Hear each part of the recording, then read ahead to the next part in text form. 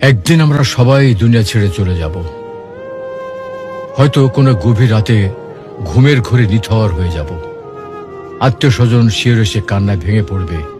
কেউ গোসল করাবে, আবার কেউ কাফনে কাপড় পরিয়ে জানাজার জন্য প্রস্তুত করবে। সবশেষে কবরের মাটিতে শুয়ে দিয়ে সবাই একে একে বিদায় নেবে।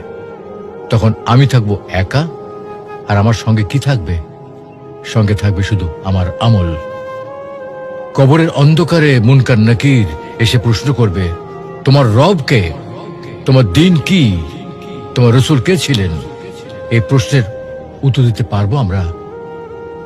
আমরা দুনিয়ার মোহে এতটাই বিভোর যে মৃত্যুর কথা ভুলে গেছি, অথচ জীবন ক্ষণস্থায়ী। আজই সময়ে প্রস্তুতি নেওয়ার, নিয়মিত সালাত আদায়, আল্লাহকে স্মরণ এবং পাপ থেকে দূরে থাকা, আর এগুলি হচ্ছে আমাদের কবরের সঙ্গী। তো আসুন দুনিয়ার মোহ ছেড়ে আল্লাহর পথে ফিরে যাই। মৃত্যু সেই একাকী রাত আমাদের জন্য শান্তির রাত হোক।